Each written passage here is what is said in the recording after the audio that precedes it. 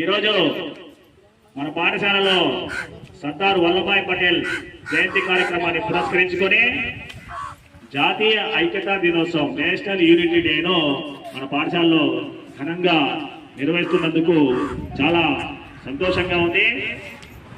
మన దేశ మొట్టమొదటి ఉప ప్రధాని మరియు హోంశాఖ మంత్రిగా చేసినటువంటి సర్దార్ వల్లభాయ్ పటేల్ గారు దేశ సమగ్రత కోసము ఐక్యత కోసము ఎంతో కృషి చేసి సమైక్య భారతావనిని సృష్టించినటువంటి గొప్ప నాయకులు.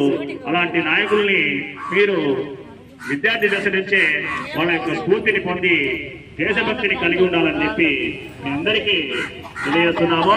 దేశ స్వాతంత్ర్యం కోసం పోరాటం చేసి స్వాతంత్రం తీసుకొచ్చిన తర్వాత సమైక్య భారతావని సమగ్ర భారతము భారతదేశం అంతా ఐక్యంగా ఉండాలి. ఏక్ భారత్ శ్రేష్ఠ భారత్, ఏక్ భారత్ శ్రేష్ఠ భారత్ అనే నినాదంతో మనం అందరము సమైక్య భారతావనికి కట్టుబడి ఉండాలని చెప్పి ఈ సందర్భంగా సర్దార్ వల్లభాయ్ పటేల్ జయంతి కార్యక్రమాన్ని మన పాఠశాలలో ఘనంగా నిర్వహిస్తున్నాము.